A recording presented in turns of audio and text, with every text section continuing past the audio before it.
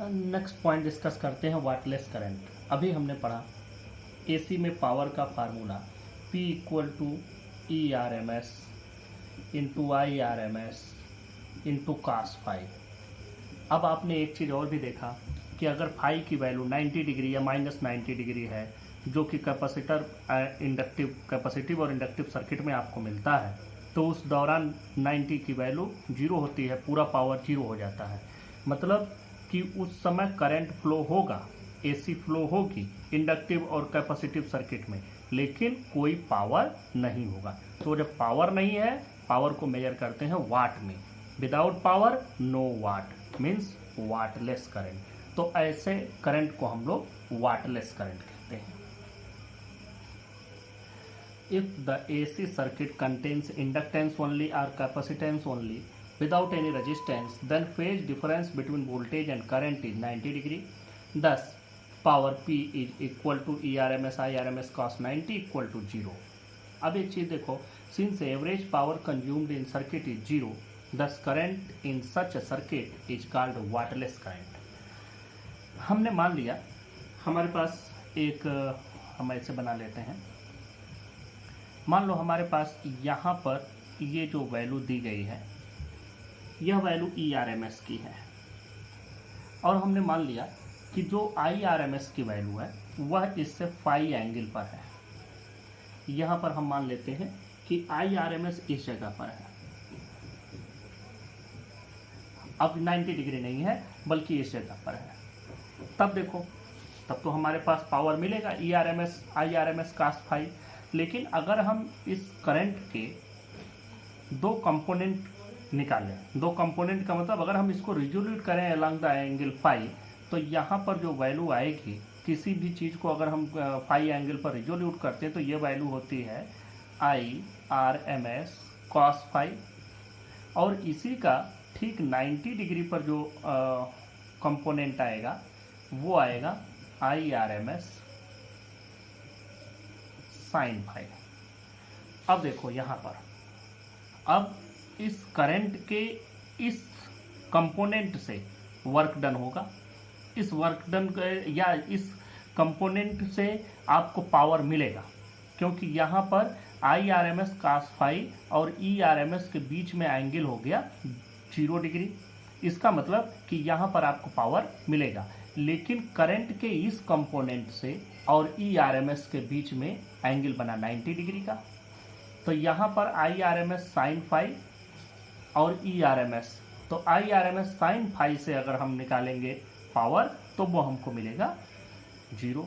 तो इसका मतलब this component IRMS sine phi can considered as wattless current.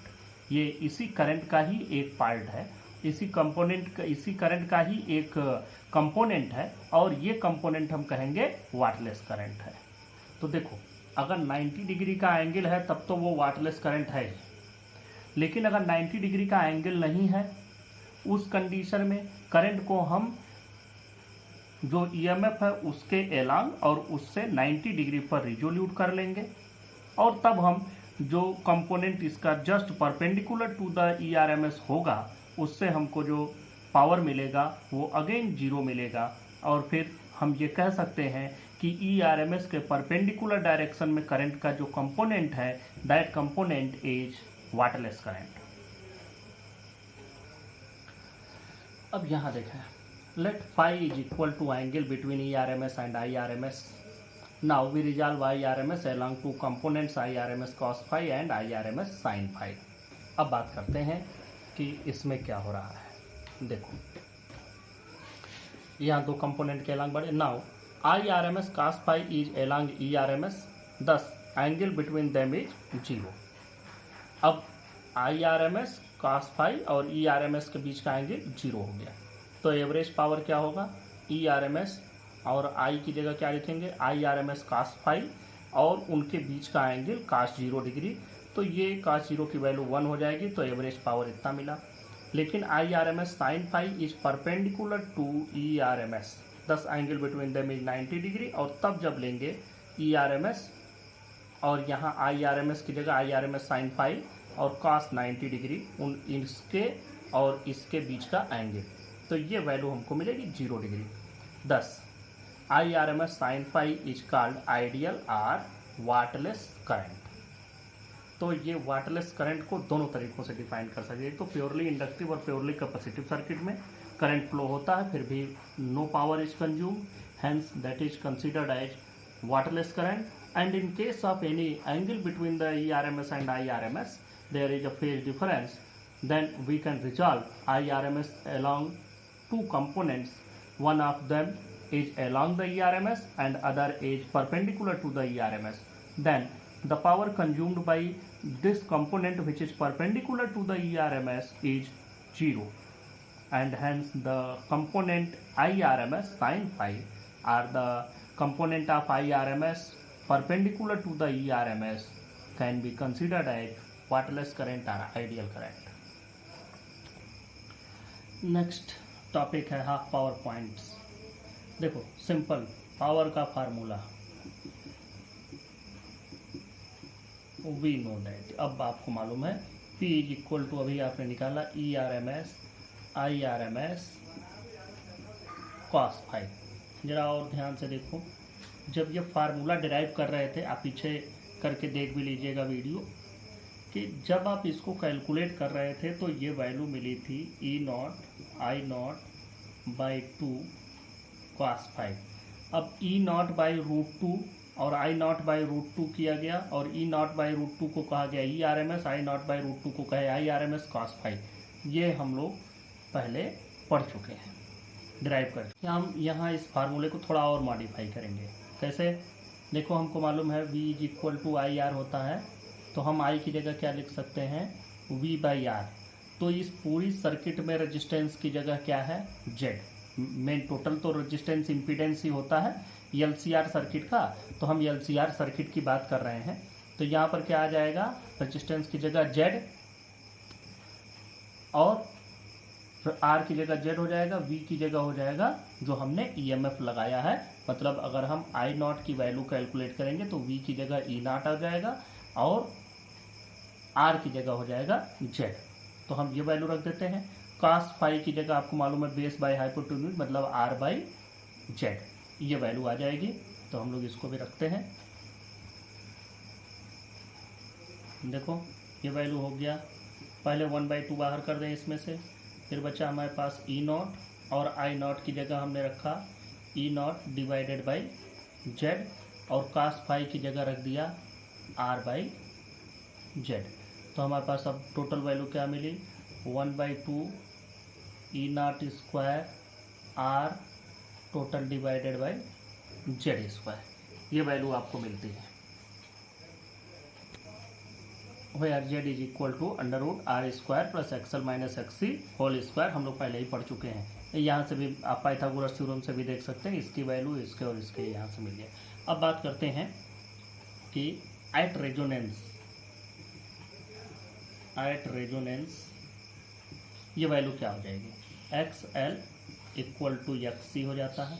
XL की वैल्यू रखो ω/L और ये वैल्यू हो जाती है 1/ωc। और यहाँ से हम लोग एक चीज़ पाते हैं कि omega square is equal to 1/LC या omega is equal to 1/√LC, ये वैल्यू आपको मिलती है। और इसी वैल्यू को हम लोग मान लेते हैं ω0 से। यह रेजोनेंस पर एंगुलर फ्रिक्वेंसी हो गई। This is the angular frequency eight resonance.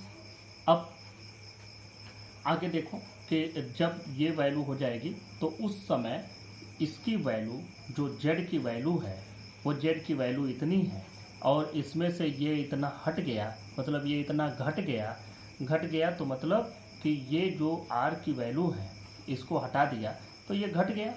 तो ये जो पूरा Z की वैल्यू आ रही थी, ये Z की वैल्यू रिड्यूस हो गई, कम हो गई बाय दिस फैक्टर, ये पूरा फैक्टर ही खत्म हो गया।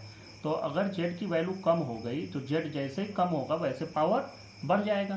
तो इस केस में जो हमको पावर मिलता है वो पावर मैक्सिमम होता है। तो इसका मतलब 10 power is equal to maximum at resonance. तो रेजोनेंस पर पावर निकाल भी लेते हैं। तो इस P मैक्स की वैल्यू देखो, यहाँ पर Z की जगह पर क्या हो जाएगा, P की वैल्यू ही P मैक्स हो जाएगी एट रेजोनेंस, मतलब 1/2 E not square R divided by, यहाँ Z स्क्वायर है, Z स्क्वायर का मतलब कि ये पूरा अंडर रूट से बाहर हो जाएगा। तो अंडर रूट से बाहर हो जाएगा और ये फैक्टर ख़त्म ही हो गया। तो बचेगा क्या, नीचे बच गया हमारे पास R स्क्वायर, तो सिर्फ R स्क्वायर बचेगा। ये अंडर रूट R स्क्वायर है, उसका होल स्क्वायर किए हैं क्योंकि Z स्क्वायर है, तो ये R स्क्वायर हो गया। तो मैक्सिमम पावर कितना हो गया, E not square by 2R। This is the maximum power in resonance circuit. अब देखो हम लोग इस वैल्यू को, जो हमारे पास ये वैल्यू आई है, इस वैल्यू को मैक्सिमम पावर के टर्म में कैसे लिख सकते हैं। 10 जो P हमारे पास मिल रहा है, P इज इक्वल टू, देखो E not square R, E not square by 2 into R हमको लिखना है। तो हम लोग ऐसे लिख सकते हैं कि 1/2 E not square divided by, इसी में नीचे 2 तो है ही, एक R यहाँ बढ़ा दो, वहाँ R तो है नहीं, तो R से हमने डिवाइड किया तो R से मल्टीप्लाई भी कर देते, तो यहाँ पर R की जगह क्या हो जाएगा, R स्क्वायर हो जाएगा, और डिवाइडेड बाय हमारे पास Z स्क्वायर तो पहले से है ही। तो अब देखो ये इतना क्या हो गया, यह पूरी वैल्यू हो गई P मैक्स की, ये naught square by 2R max की P मैक्स की वैल्यू हो गई। तो it can be written as P max R square divided by Z square. अब हम लोग इसको थोड़ा सा और आगे मॉडिफाई करते हैं। P इज इक्वल टू, देखो यहाँ से वैल्यू, ये P max R square divided by Z की पूरी वैल्यू रख देते हैं। Z की वैल्यू मतलब R स्क्वायर प्लस XL को भी पूरा लिख देते हैं, omega L minus 1/ωc whole square. ये वैल्यू हमको मिल रही है। यहाँ से ये Z की वैल्यू जो थी, इस Z की वैल्यू में XL और XC की वैल्यू रख दिया। अब अगर हम एक ग्राफ प्लाट करते हैं, मान लो पावर और इस ओमेगा के बीच में अगर हम ग्राफ प्लाट करें, इस पर हम पावर दिखा दें, इस पर हम ओमेगा को दिखा दें, तो आपको मालूम है कि ये वैल्यू पूरी की पूरी यह मैक्सिमम तब मिलेगी, मतलब P मैक्स तब होगी जब यह पूरा फैक्टर 0 हो जाए। यह पूरा फैक्टर 0 कब होता है, जब omega L equal to omega, ये पूरा value omega L equal to 1/ωc हो जाती है, और इस जगह पर जो वैल्यू आती है ओमेगा की, हम ओमेगा नॉट कहते हैं इसको। तो उस टाइम ये नीचे पूरा ये फैक्टर खत्म, तो R स्क्वायर से R स्क्वायर कैंसिल, तो P की वैल्यू P मैक्स हो जाएगी। तो इसका मतलब एक किसी पॉइंट पर हमको यहाँ P मैक्स मिलेगा। उसके बाद अगर हम ओमेगा को बढ़ाते हैं, इधर ध्यान दो, हम अगर ओमेगा को बढ़ाते हैं तो भी इसकी वैल्यू P की वैल्यू जो होगी वो घटती चली जाएगी, घटती चली जाएगी। क्यों घटती चली जाएगी, यहाँ पर तो हमको P मैक्स मिल गया, यहाँ पर इसके कॉरेस्पॉन्डिंग मान लो कि हमने ये P मैक्स बना दिया, यहाँ दिस इज P मैक्स। अब देखो जैसे ओमेगा बढ़ाओगे ये पूरा का पूरा फैक्टर बढ़ेगा, पूरा फैक्टर बढ़ने से ये P की वैल्यू घट जाएगी। अगर हम ओमेगा घटाने लगें, अगर हम ओमेगा थोड़ा सा कम कर दें, मतलब जो भी वैल्यू है वो कम करोगे तो भी ये फैक्टर बढ़ेगा घटेगा। तो कुल मिला जुला के ओमेगा बढ़ाएंगे तो भी, ओमेगा घटाएंगे तो भी पावर की वैल्यू घटती जाएगी। तो किसी न किसी वैल्यू पर हमको, ओमेगा की किसी न किसी वैल्यू पर हमको पावर की वैल्यू मैक्सिमम पावर की हाफ मिलेगी। तो हम वो 2 पॉइंट भी पा लेते हैं कि जहाँ पर कि ये इस तरह का हमको मिलता है। अब देखो यह जो दोनों पॉइंट मिले, यहाँ तो पावर मैक्सिमम मिला, इनके करेस्पॉन्डिंग जो पावर है यह मैक्सिमम पावर का आधा है।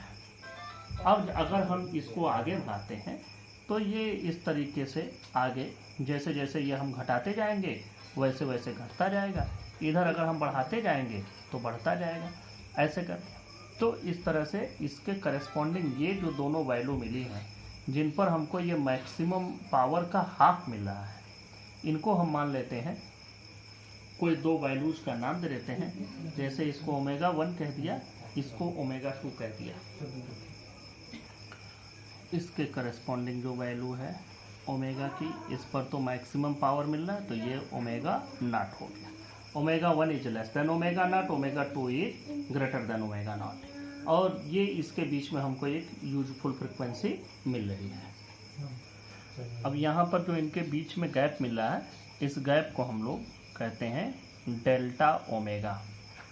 इसी को हम लोग बैंडविड्थ भी कहते हैं। और बैंडविड्थ होता क्या है? बैंडविड्थ वही है, बैंडविड्थ का मतलब यह है कि यहाँ पर हमको ये पता चलता है कि इस जगह पर मैक्सिमम पावर कंजप्शन है, और इसके दोनों साइड ये ऐसी जो दो जगहें हैं जहाँ पर ये दो ऐसे एंगुलर फ्रिक्वेंसी हैं जहाँ पर इस मैक्सिमम पावर का ठीक हाफ पावर कंजम्पशन हो रहा है। अब देखो, अगर हम यहाँ ले लें तो भी होगा 3, 4, 2, 1, 2, कुछ न कुछ तो होगा ही, लेकिन फिर डिस्क्रिमिनेट कर पाना, अलग अलग कर पाना थोड़ा सा मुश्किल होता है। इसलिए हम लोग एक पूरा और यहाँ आधा, जिससे हमको ये समझ में आता है। और इस रेंज में ये फ्रिक्वेंसी हमको मिली कि ये आधे से लेकर के पूरे तक जा रही, ये भी, तो इसके बीच में यूजफुल फ्रिक्वेंसी, इसी को हम लोग बैंडविड्थ कहते हैं। वैसे बैंडविड्थ का एक पूरा मतलब ये होता है कि यह एक रेंज होती है फ्रिक्वेंसी की, किसी भी इलेक्ट्रॉनिक सिग्नल को जिसमें हम लोग ट्रांसमिट करते हैं किसी भी मीडियम में। मीडियम मतलब वायर के थ्रू कर रहे हैं, एयर के थ्रू कर रहे हैं, सैटेलाइट से कर रहे हैं, कैसे आप कर रहे हैं, देयर आर वेरियस मीडियम्स। और किसी भी मीडियम में जो इसकी वैल्यू आती है, वो वैल्यू एक डिफरेंस होता है कि यहाँ से लेकर के यहाँ तक की फ्रिक्वेंसी के रेंज में हमारा कम्युनिकेशन चल रहा है। अब जैसे आप लोग समझें कि जब वॉइस का सिग्नल हम लोग रेडियो वगैरह पर सुनते हैं तो अलग अलग फ्रिक्वेंसी होती है, लेकिन ये जो वेरिएशन होता है ये 3 किलो हर्ट्ज के बीच में हम लोग सुनते हैं। ये वॉइस का सिग्नल का जो ब्रॉडकास्ट होता है वो इस पर होता है। वहीं जो वीडियो का सिग्नल होता है वह 6 मेगाहर्ट्ज के बैंडविड्थ पर भेजा जाता है। मतलब दो फ्रिक्वेंसी जिनके बीच में इतने का डिफरेंस होता है, उस पर हम लोग इसको भेजते हैं। तो अब चूंकि इसको हर्ट्ज में इसलिए बताते हैं क्योंकि यह है फ्रिक्वेंसी, तो फ्रिक्वेंसी को हर्ट्ज में ही रिप्रेजेंट करते हैं। तो अब तुम देख लो कि जो वीडियो का सिग्नल होता है वह इस ऑडियो के सिग्नल से लगभग 2000 टाइम्स बड़ा है, तो वॉइस के सिग्नल से 2000 टाइम्स ज़्यादा होता है। मतलब जो इसकी रेंज होती है फ्रिक्वेंसी की बहुत बड़ी होती है, जिससे वीडियो के सिग्नल भेजे जाते हैं। और जो इसकी रेंज होती है ये कम होती है वॉइस सिग्नल की। तब अब हम लोग आगे पता करते हैं कि इस पर जो इसकी वैल्यू हमको मिल रही है बैंडविड्थ की, यह बैंडविड्थ की वैल्यू हम लोग कैसे निकालेंगे रेजिस्टेंस, इंडक्टेंस और कैपेसिटेंस के टर्म में, उसको हम लोग डिराइव करते हैं। अब देखें, एट हाफ पावर पॉइंट्स, ये जो दो पॉइंट हमने लिए हैं, इन दोनों पॉइंट पर जो पावर की वैल्यू होगी वो क्या होगी? P max by 2। तो अब हम लोग जरा इस वैल्यू में P max by 2 रखते हैं।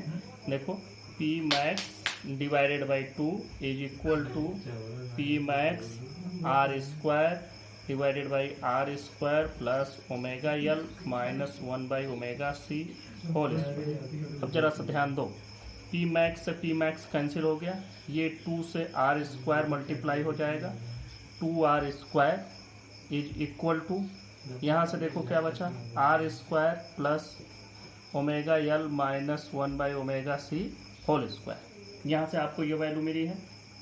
अब देखो, अगर हम इसको इधर ले आते हैं तो हमको omega L minus 1 by omega C की जो वैल्यू मिलेगी, ये क्या मिलेगी? ये मिल जाएगी, पहले होल स्क्वायर की वैल्यू निकालो, is equal to R square. यहाँ से हम लोग ये देख रहे हैं कि omega L minus 1 by omega C is equal to plus minus R। जैसे हम लोग कोई भी चीज़ अगर x square is equal to 4 है तो x इज इक्वल टू हम लोग प्लस माइनस 2 लिखते, तो वही प्लस माइनस R हमने लिख दिया। क्योंकि हम लोग दोनों साइड जा रहे हैं ना इसके, इसलिए यहाँ पर प्लस माइनस लिखा। हम लोग यहाँ तक पहुँच चुके हैं, इसको हमने थोड़ा इरेज करके इधर लिख दिया। अब देखो, इसको हम लोग एक बार ओमेगा 1 भी लिख सकते हैं, और उसके बाद हम ओमेगा 2 भी ओमेगा की जगह पर रख सकते हैं। तो मान लो कि जब हम ओमेगा 1 रखते हैं तो इसकी वैल्यू माइनस आती है क्योंकि ये लेफ्ट साइड में है। और जब ओमेगा 2 रखते हैं तो मान लो ये पॉजिटिव आता है और क्योंकि ये राइट साइड में है। तो अब हम लोग शुरू करते हैं। We can write omega 1 minus L minus 1 by omega C equal to, देखो ओमेगा 1 लेफ्ट में माइनस आर, इसको बना देते हैं क्वेश्चन नंबर 1। और ओमेगा 2 यल, ये माइनस 1 ओमेगा 1 है, omega 2 L minus 1 by omega 2 C equal to plus R. ये इक्वेशन नंबर 2 हो गया। अब इन दोनों इक्वेशन को हम लोग ऐड कर देते हैं। एडिंग इक्वेशन 1 एंड 2,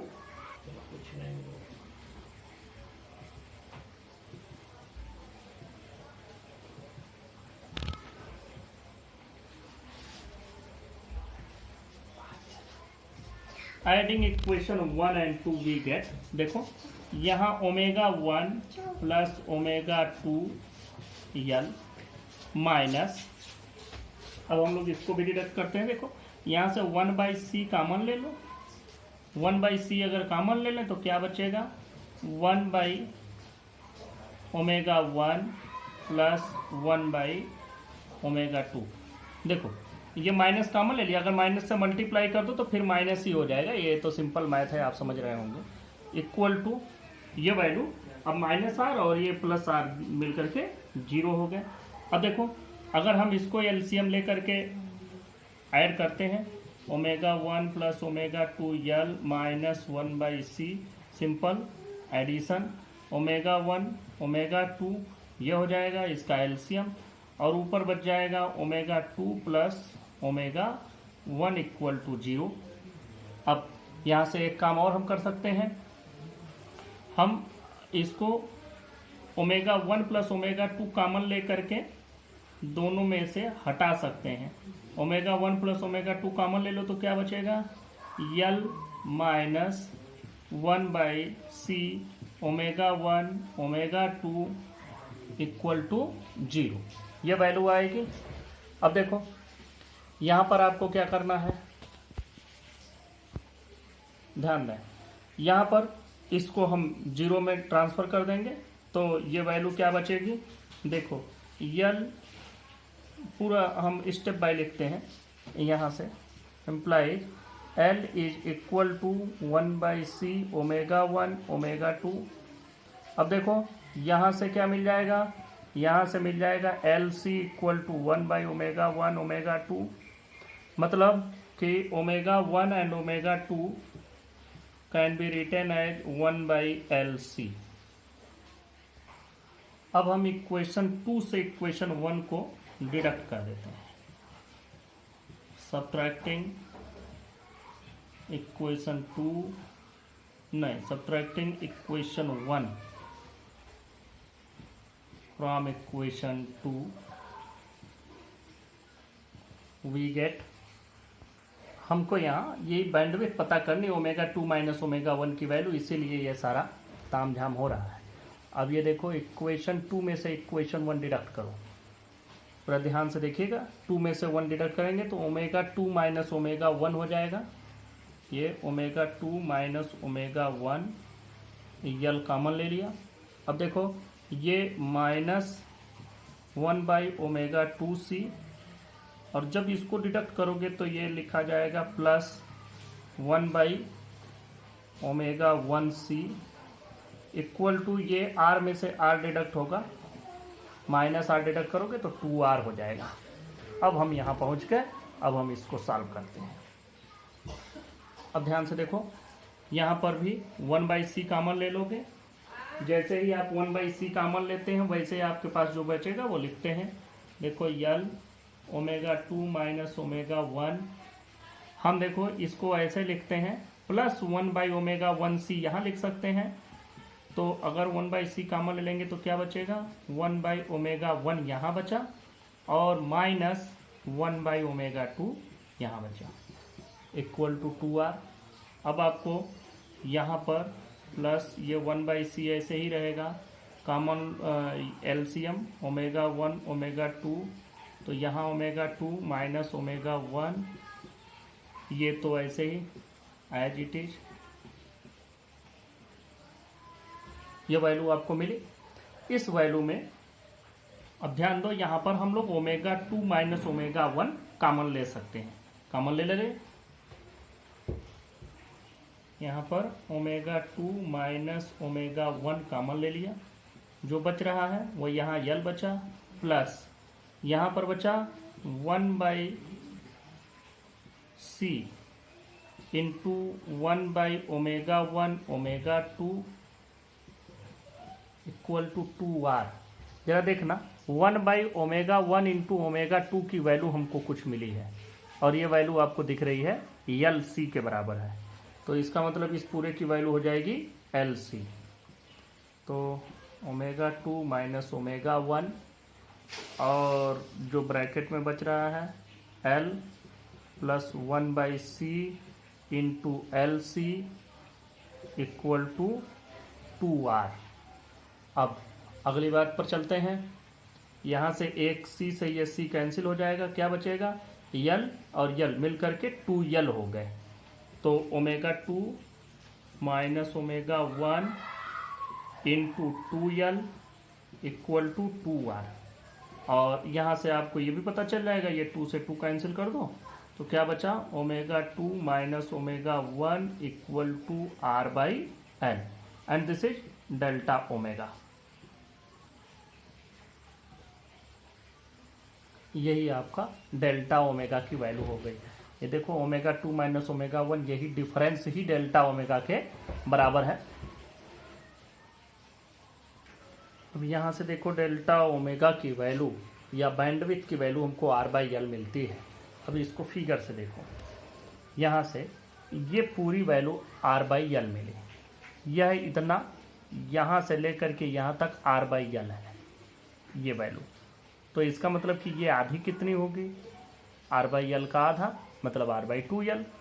तो ये आधा हो गया r/2l, और ये आधा भी r/2l। तो ये इतने r/2l और पूरा r/l, ये यहाँ से हमको मिल जाता है।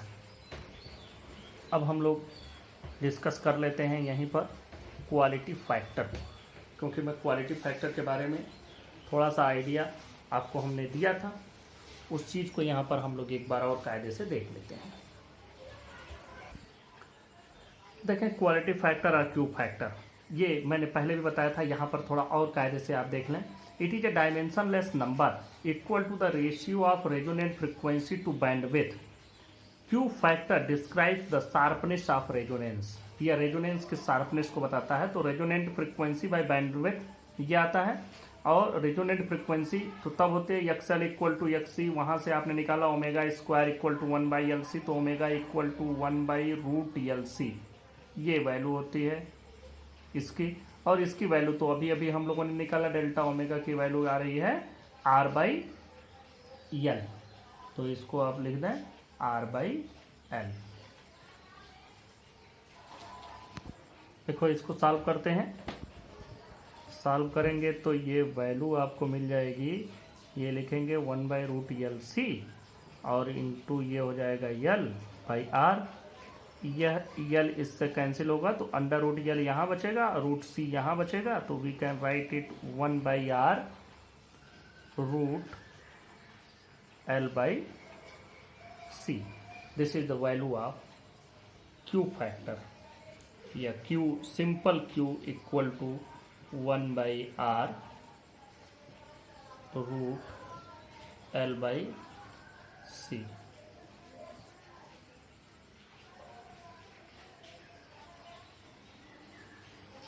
ये वैल्यू आपकी हो गई क्वालिटी फैक्टर की। जरा एक चीज़ समझ लो कि शार्पनेस ऑफ रेजोनेंस कैसे इस पर डिफाइन करता, कैसे इससे डिसाइड होता है, ये वैल्यू जरा सा याद देखें। ये सिर्फ समझने वाली चीज़ है, ये चीज़ यहाँ ख़त्म होती है। सिर्फ आपको समझ लेना है कि ये कैसे किस पर डिफाइन कर रहे हैं, डिपेंड कर रहे हैं। ये ओमेगा 2 माइनस ओमेगा 1 की वैल्यू हमने बनाई, ये आप ऐसे डिफाइन करते हैं, ऐसे इस तरीके से आप बनाते हैं। इस पर आप ओमेगा लिखते हैं, इस पर आप पी लिखते हैं, और ये हमारे पास जो भी बनता है शार्पनेस, ये इस तरह से बनती है।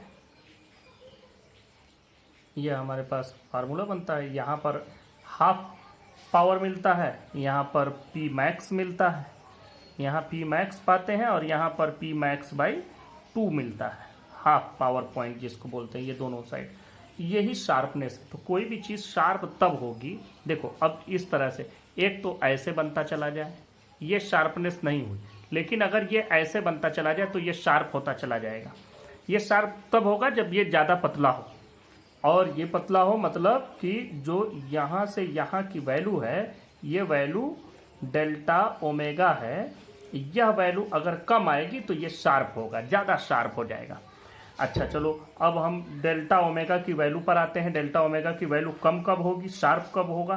तो डेल्टा ओमेगा की वैल्यू डिपेंड कर रही है इंडक्टेंस और रजिस्टेंस पर। अब अगर रजिस्टेंस हम घटा देते हैं, रजिस्टेंस घटा देंगे तो ये इसके बीच में कम हो जाएगा, ये कम हो जाएगा मतलब इसकी शार्पनेस और ज़्यादा हो जाएगी।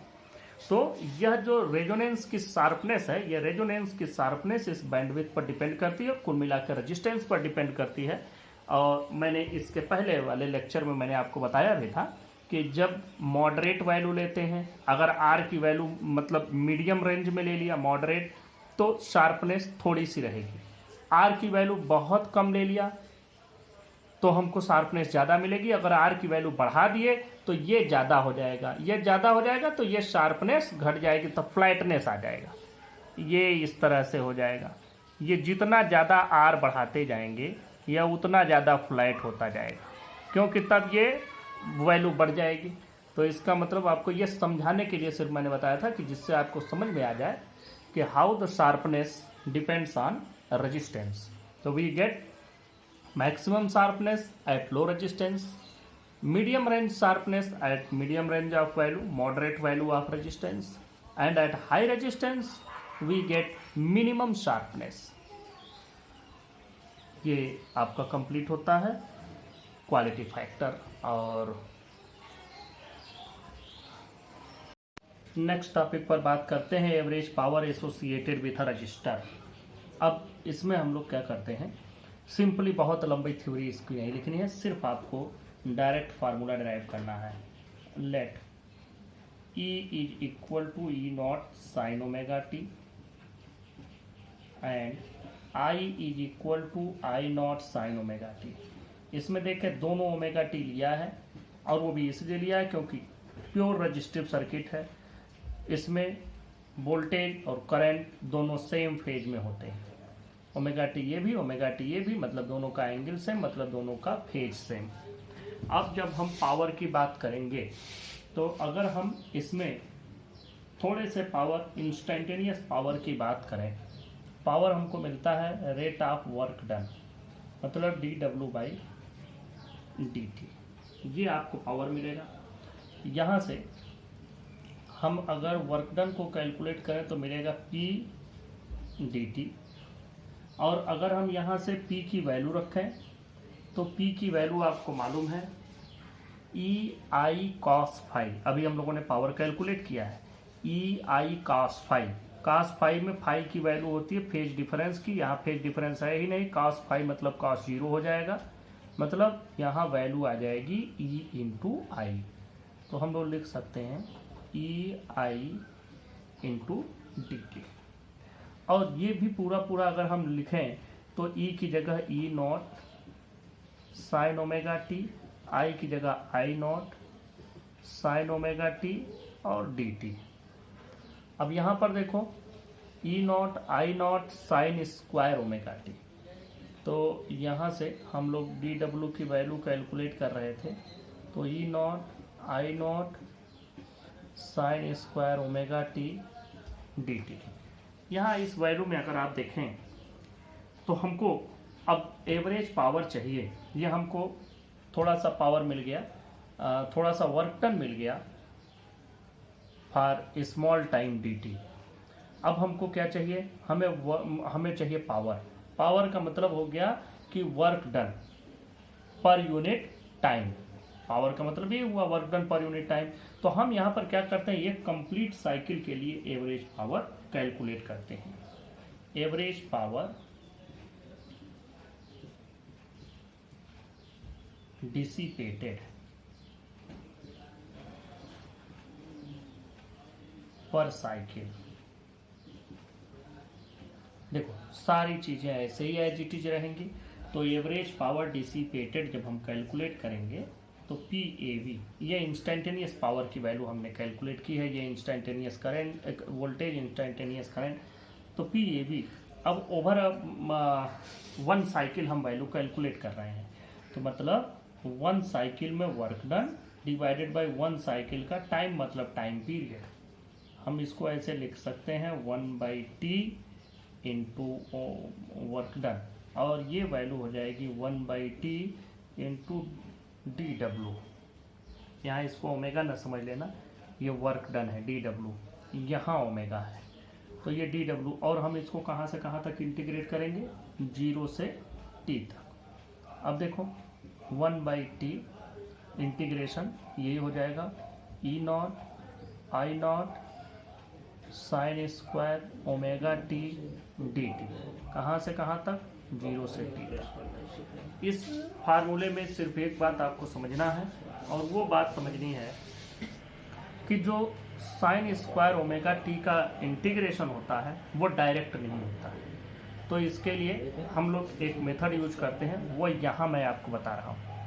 देखो cos 2 थीटा की वैल्यू होती है 1 - 2 साइन स्क्वायर थीटा। तो यहाँ से अगर 2 साइन स्क्वायर थीटा निकालोगे तो मिल जाएगा 1 - cos 2 थीटा, और अगर साइन स्क्वायर थीटा की वैल्यू निकालोगे तो हो जाएगा 1 - cos 2 थीटा अपॉन 2। तो हम यहाँ पर देखो PAV इज इक्वल टू, अब पूरा ध्यान से समझना, यहीं पर 1/T integration limit 0 to T, ये E0 I0 को भी बाहर कर देते हैं, इसलिए कि इनका इंटीग्रेशन तो होना नहीं है। फिर अब बात करते हैं साइन स्क्वायर ओमेगा T की। साइन स्क्वायर ओमेगा T की जगह 1 - cos 2 omega T, 1 - cos 2 omega T, क्योंकि यहाँ 2 थीटा आया है तो 2 ओमेगा T डिवाइडेड बाई 2, ये वैल्यू आपकी आ गई। 2 को भी बाहर कर देते हैं, E0 I0 बाई 2T।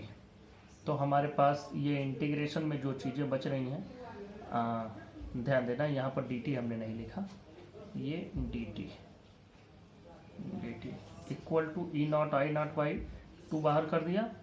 अब ये इंटीग्रेशन हम करेंगे तो एक इंटीग्रेशन हो जाएगा 0 से T तक, सिर्फ और सिर्फ dt, ओनली dt, क्योंकि dt को 1 से मल्टीप्लाई किया 2 तो यहाँ आ गया। अब देखो फिर इसको भी करते हैं, -0 to T, ये हो जाएगा cos 2 ओमेगा T dt। ये आपको इंटीग्रेट करना है। अब हम इंटीग्रेशन पर चले जाते हैं, पूरा आप ध्यान से समझते जाएं। PAV इस तरह का इंटीग्रेशन हम लोग पहले भी किए हैं, E0 I0 बाई 2T। देखो ये जो इंटीग्रेशन होगा ये हो जाएगा T, और इसकी लिमिट हमको 0 से T, सॉरी स्मॉल t होगा, इसकी लिमिट 0 से T आपको रखनी है। माइनस देखो cos थीटा का इंटीग्रेशन होता है साइन थीटा, लेकिन इसमें 2 ओमेगा भी नीचे आएगा, तो ये वैल्यू हो जाएगी sine 2 omega T divided by 2 omega, ये भी वैल्यू 0 से T तक की। देखो फिर से E0 I0 बाई 2T, अब हम इसमें वैल्यू रखते हैं, ये वैल्यू हो जाएगी T-0 की, माइनस 1/2 ओमेगा बाहर कर दो, और इसमें वैल्यू रखते हैं sine 2 omega T minus sine 0। ये आपको समझ में आ रहा होगा। यहाँ पर 1/2 ओमेगा बाहर कर दिया, साइन 2 ओमेगा, T की जगह एक बार कैपिटल T रखा तो ये आया माइनस कॉस साइन 0, ये वैल्यू आपको मिली। अब इसमें थोड़ा सा और मॉडिफिकेशन करते हैं। एवरेज पावर देखो E naught I naught by 2t, ये वैल्यू आपकी t हो जाएगी, t माइनस 1/2 ओमेगा, वैल्यू रखो साइन 2 ओमेगा, ओमेगा को अब उसके बगल में t है तो ओमेगा की वैल्यू t के टर्म में रखो, मतलब 2π/T into T minus sine 0 की वैल्यू 0। देखो ये t से t कैंसिल हो गया, साइन 4π हुआ, और साइन 0 की वैल्यू 0 तो 2π की वैल्यू 0, फिर 4π की वैल्यू 0, 6π 0, सब 0 हो जाएगा। तो इसका मतलब ये पूरा 0 और ये 0 इससे मल्टीप्लाई हुआ तो 0, तो इस पूरे टर्म को हम 0 कर देंगे, बचेगा इसमें सिर्फ t। तो हमारे पास बचा E naught I naught by 2t into T से t कैंसिल, आपके पास बच गया E naught I naught by 2। और इस वैल्यू को आप लोग ऐसे भी लिख सकते हैं, average power E naught by √2 into I naught by √2 and can be written as ERMS IRMS। This is the value of average power associated with a resistor।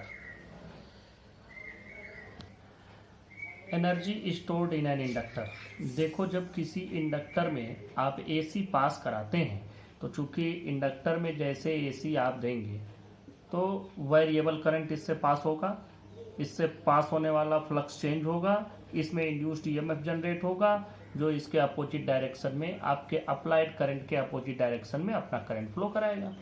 तो मतलब आपका करंट का अपोज करने लगेगा, मतलब आपके करंट को इसके जो इंड्यूस्ड EMF होगा उसके अपोज में वर्क डन करना पड़ेगा। तो जो वर्क डन होगा वो क्या होगा कि जैसे इसमें अगर आप आई करंट भेजना चाहते हैं तो वो आई करंट को इसमें बनाए रखने के लिए आप जो भी दे रहे हैं करंट, उसके लिए आपको वर्क डन करना पड़ेगा इसके इंड्यूस्ड EMF के अगेंस्ट। तो अगर इंड्यूस्ड EMF के अगेंस्ट आपको वर्क डन करना पड़ रहा है, वही वर्क डन इसमें एनर्जी के फॉर्म में स्टोर हो जाता है, तो वही एक इंडक्टर की स्टोर्ड एनर्जी होती है। तो हम जरा बात करते हैं इसके लिए कि work done against induced EMF, और ये इसी को हम लोग कहेंगे energy stored in a inductor, work done against induced EMF। ये देखो work done dW is equal to क्या होगा, हम लोग अभी फार्मूला बनाए, या ऐसे आप बना सकते हैं कि जैसे हम लोग जानते हैं, यहाँ मैं किनारे लिख दे रहा हूँ, P is equal to dW/dt होता है, तो dW is equal to PdT। यहाँ से हम लोग dW is equal to PdT लिखते हैं, तो ये वैल्यू लिखो dW इक्वल टू PdT, ये वैल्यू होगी।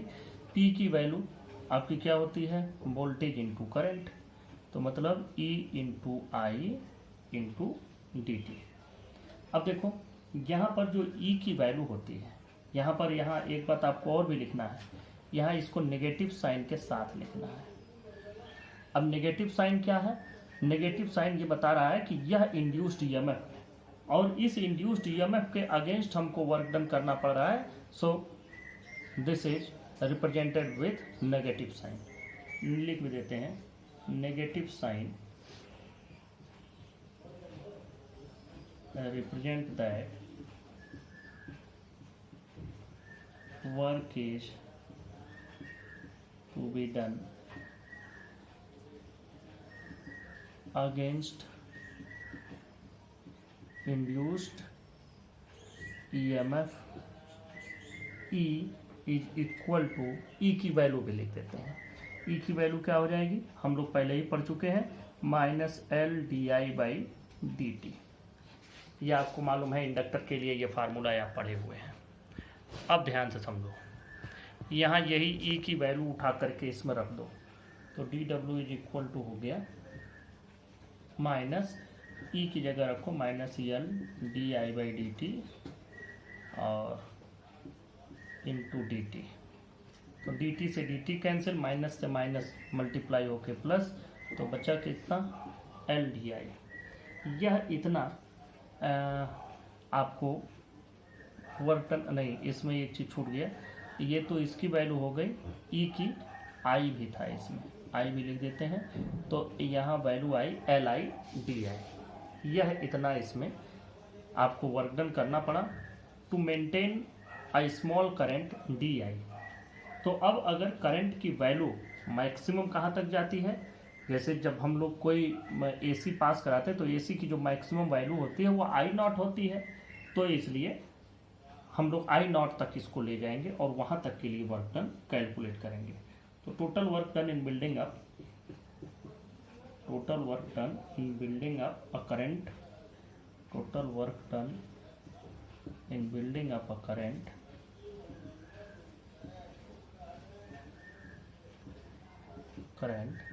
from 0 to I naught। अब ये टोटल वर्क डन हो जाएगा।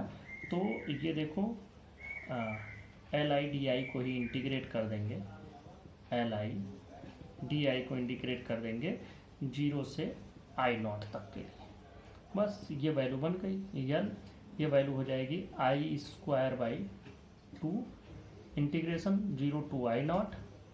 अब इसमें वैल्यू रख दो तो ये हो जाएगा I naught square by 2 minus, जब 0 रखोगे तो 0 मिल जाएगा। तो क्या बचा, total work done are it can taken as energy stored 1/2 L I naught square. तो ये जान लो कि अगर किसी इंडक्टर में मैक्सिमम करंट आप इतना दे रहे हैं तो इतना करंट उसमें फ्लो कराने के लिए इतना उसमें टोटल वर्क डन होगा, और यही वर्क डन उसमें पोटेंशियल एनर्जी के फॉर्म में स्टोर हो जाएगा, या आप कहेंगे कि energy stored in an inductor.